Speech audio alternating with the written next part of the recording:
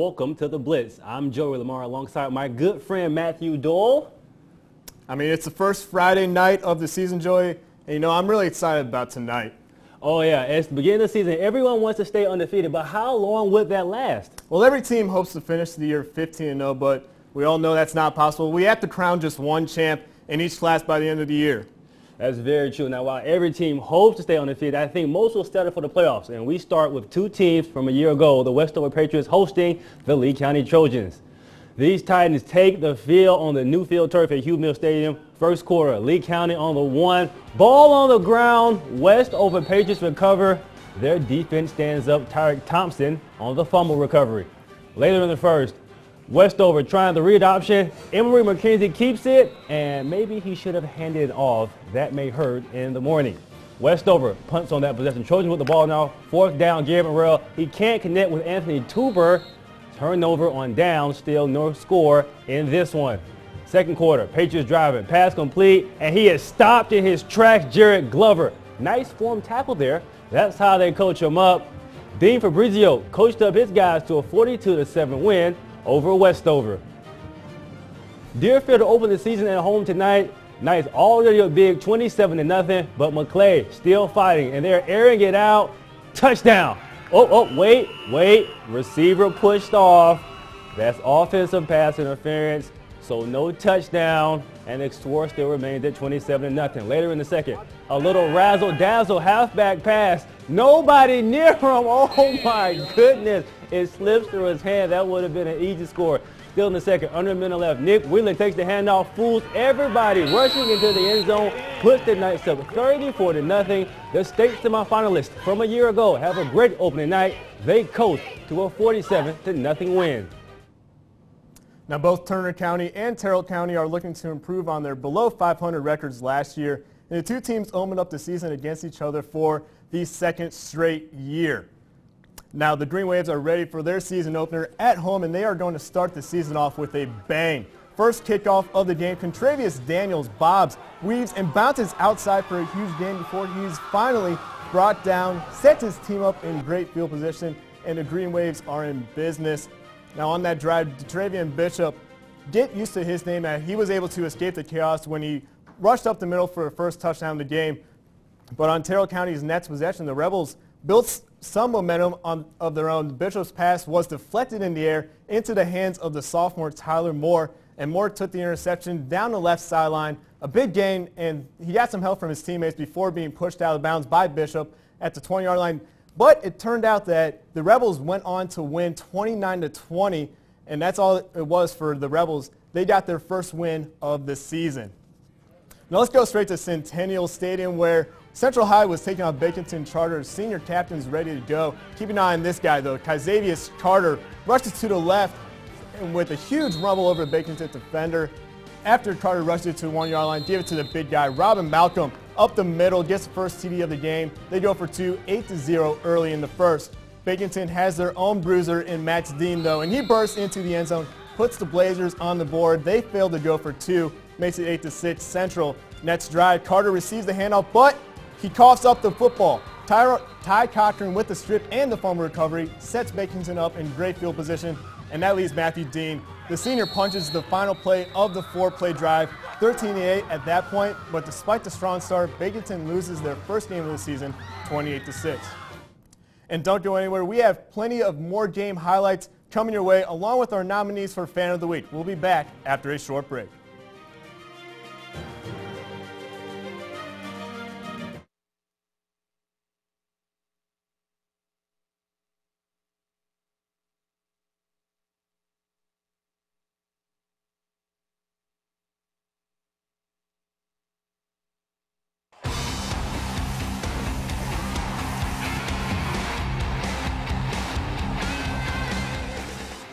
Welcome back to the Blitz. One of the most exciting parts of Friday nights actually happens off the field. That's seeing the passionate fans with their faces painted and their bodies painted. Here are the nominees for Fan of the Week. The first one is from Fitzgerald. Young man dying to see the game, getting in there. The next one are kids from Deerfield, not looking too happy though. I don't know what the problem is. And the last one are students from Tift County Middle School. Be sure to log on to WFXL.com and vote for your fan of the week. The winner will be revealed next week right here on the Blitz. Last year, the Tift County Blue Devils earned the 4th seed out of Region 1-6A. Their reward was a trip to Atlanta to play the Tucker Tigers in the first round of the state playoffs. The Devils fell to the Tigers, ending their season. But this year, a lot has changed for Ashley Anders, especially at the quarterback position. Tift County opens the season at home versus Henry County. Tift County. First possession, first touch of the game for Barry Bennett. One man lays a hand on him, but that was it. 15 yards for the score, 7-0 Tift. We're going to stay in the first. Bennett again for his second score. A clear run up the gut. I think he's our leading candidate for Player of the Week. Keep an eye on that. We're still in the first. Bennett, his third score of the first quarter, making it look easy. That's a grown man. Bennett and Tift County run away from Henry County 56-7. Calhoun also on the sideline strapping up their helmets against Clinch. This is the opening kickoff for Clinch, and they are ready to play. All right, now somebody touch him. Somebody touch him. Somebody touch him.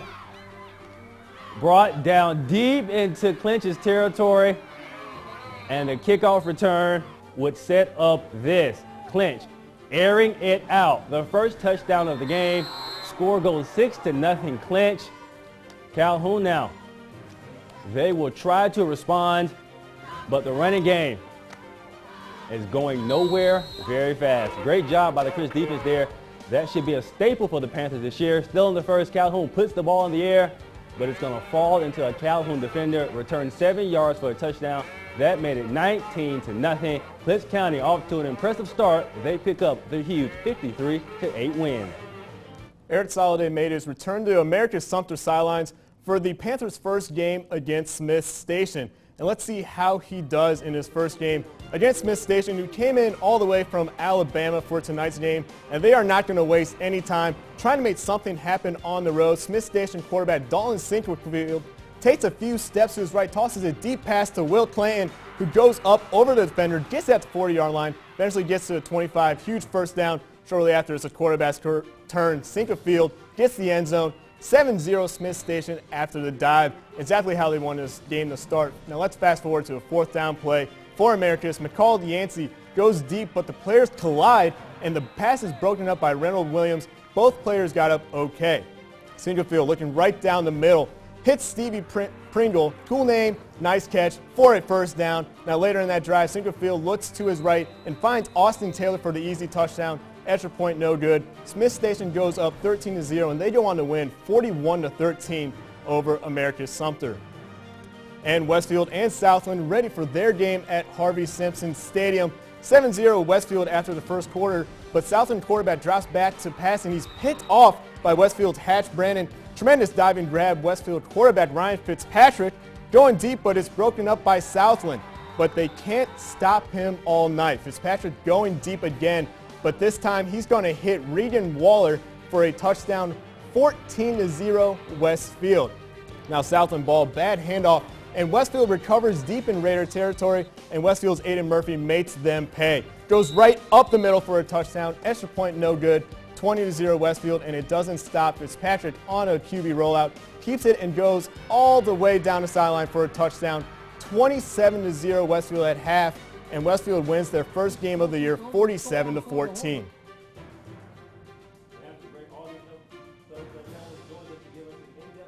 At the Albany Indian season. And here's a look at Week 1 scores from high school games around the state of Georgia.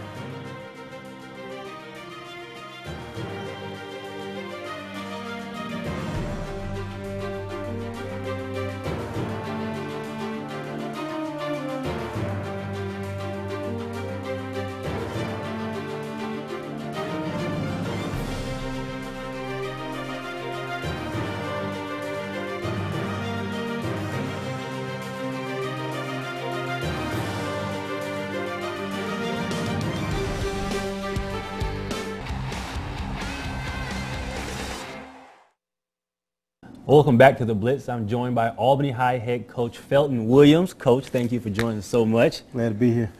Coach, let's just get right to it. Let's start with your outlook on the 2015 season. My outlook on this season is to have a tremendous turnaround in comparison to last year's season. Hopefully to get a winning record this year and hopefully to get into the playoffs under the radar, not being, with a big target on my back. So hopefully we can sneak in through the back door this year, hopefully. And Coach, this is your 7th season, but you have 2 quarterbacks, you tell me, Cameron Peterson and Tyquavius Terrell. Why did you decide to go with the 2 quarterback system? Each one of those guys bring a different dimension to the game. Peterson with the very strong arm, he's a pretty big kid. Tyquavius being a smaller kid but more athletic, so he brings a lot of running ability to the game. So they both complement one another. If I can take the 2 of them and put them together, I would probably have one of the best quarterbacks in this area. But unfortunately, I got to go with a kind of 2-headed monster until one of the other kind of rises above the other guy. And what's your biggest worry when you have 2 quarterbacks? One, not getting consistent with the flow of the game. You're pulling a guy out and he may have established a long drive, and then you bring another guy in because of situational events in the game. So that's my biggest concern, that this guy may get cold on the sideline and this other guy may not be in the rhythm of the game. The game will flow differently according to who's in the game at that particular time.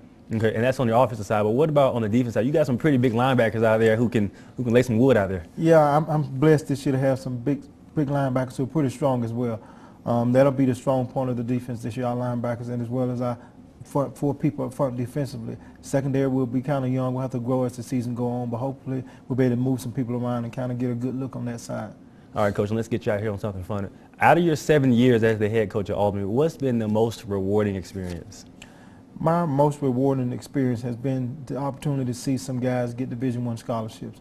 You want to win every game, but at the end of the day, you want to win in life, and I can help these guys get to that next level. I got 5 guys that are in Division I schools, so that's been my biggest reward, seeing those guys, regardless of where they're coming from, but able to play at that next level. And I got, like I said, 5 guys at Division I schools who are all 5 starting, so that's been my biggest reward. Of course, we like to win every game, but at the end of the day, if I can help these kids win in life, I'll be satisfied.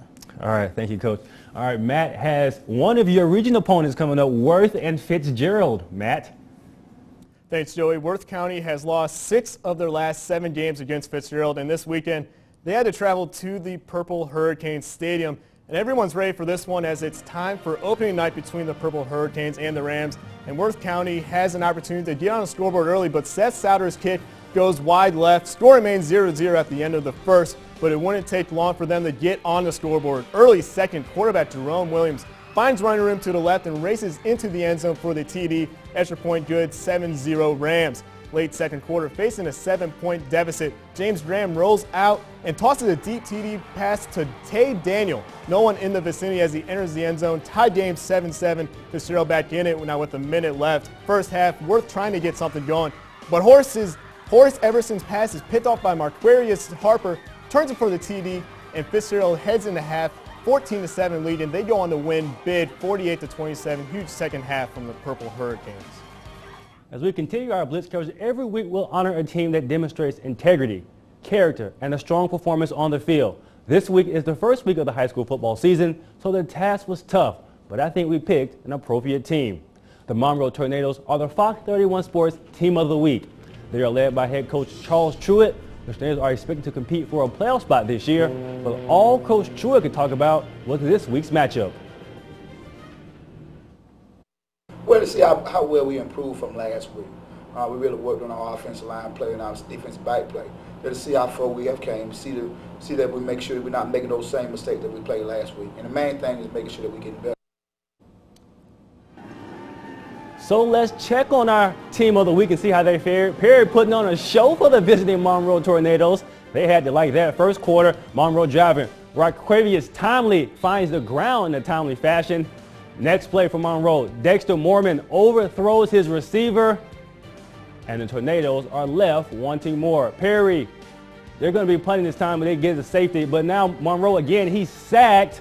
Mormon is sacked, and Monroe is sacked, and he got up. But the celebration will be left to the Tornadoes as they won 11-0, and they pick up their first win of the season. And last night, the Warriors came storming onto Westfield's home field. First drive of the game, Collier Baggett keeps the ball on the read option. He's going to pick up about 20 yards for the Wildcats' first down, but the drive was stalled after a failed fourth down conversion. And the very first play after that failed conversion, Southwest, they're going to fool everybody, even the cameraman, Payson Trayick, all alone. He walked into the end zone, 7-0 Warriors. Next possession, in response to the Warriors' touchdown, Bo Phillips must have gotten it in geometry, finds the angle into the end zone, game tied at 7. Second quarter now. Some people think it's not football season yet, but Steven Jackson says it is. Watch this. Woo! That's not fair. That is not fair. 2 plays later, Quinn LaGuardia up and over the goal line for the score. Southwest Georgia starts the season off with a 37-13 win over Westwood. The GHSA held its fall executive meeting Monday morning, and a big part of the meeting for football fans around the state of Georgia was the proposal for a reclassification plan. Big 44, 24 Class A playoff teams. Those were the 2 main changes that came from the GHSA meeting this August, and there are still more changes to come, with the meeting only settling the structure of the reclassification, taking about 10% of the state's largest schools and putting them into a class that's called the Bid 44. John Pinson recently talked about what the purpose of this top 10% is. The overall goal of the GHSA Reclassification Committee was to create a little more balance between the classes or within a class. The GHSA changed the number of schools eligible for the Class A playoffs from 16 to 24 for both private and public schools, and the remaining classes of 2A to 6A will be split evenly, leaving roughly 60 schools in each class.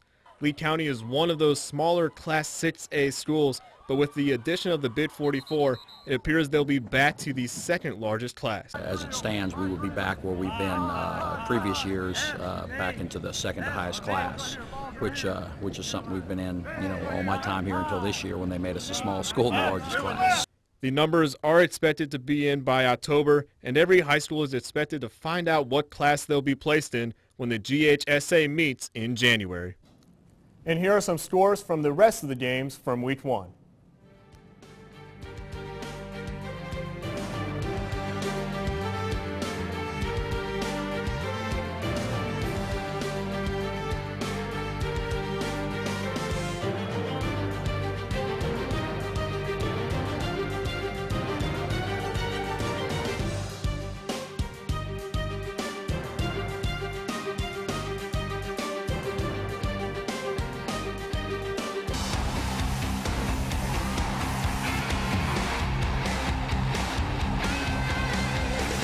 Welcome back to the Blitz. We had multiple plays throughout the night that could have been named the best of the best, but here's what we believe deserves that honor. And we head to Fitzgerald, and remember, defense wins championships. In this case, it was very important. Marcarius Harper with the pick, and he returns it all the way for 6 in the first half to help propel the Purple Hurricanes to the win.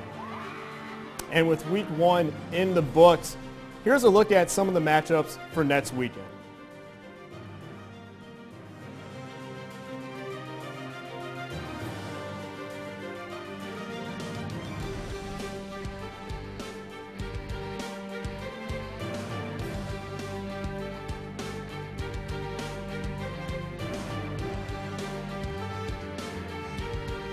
Now let's toss it over to Sean for a weather update for some of the games tomorrow. Thanks, Matt. We got a couple of teams heading to Atlanta tomorrow. We've got Valdosta at Norcross, kickoff 2:45. We know weather's not going to be a factor. It's in the dome. But if you're out and about, maybe tossing the old pigskin around in the parking lot, you'll have lots of sunshine. It's going to be hot there, upper 80s. It'll be a west wind for you. And then by 5 p.m., you're talking 90. You start to see some isolated, maybe some scattered rain shower activity, a few bumps of thunder. Heading home, and of course you got Colquitt at North Gwinnett. These guys, as you're heading home, you'll see those thunder showers winding down. By the time you arrive here, it should be pretty calm. Back to you guys to find out about the player of the week. All right, thanks, Sean. There were a lot of great performances tonight, but the standout was clearly Barry Bennett. The first touch of the game went 15 yards for a touchdown, and that was not the end for him. 3 touchdowns early in the game for number 32. The Blue Devils blank Henry County and are starting next week. And starting next week, we'll be featuring the Player of the Week Thursday during the sports segment of the evening news. And don't forget to go online to vote for next week's Player of the Week for high school. For the Game of the Week during next week's games. Here are the games that you can choose from: Valdosta, Thomas County Central, Cripps County, Lee County, and you also have Tifteria against Georgia Christian. And thanks for joining us on the Blitz. How do you think your first Blitz went? We survived, right? Yeah, it went well. We made it, and just like a lot of teams, there are some learning curves from week 1 to the very end. So we'll see. I'm sure by week 15, we'll be at the level of the Colquitt counties and all those teams that are making it to the state championship. Oh yeah, but where I look at it, we're undefeated right now. Thanks for joining us on the Blitz. Have a great weekend.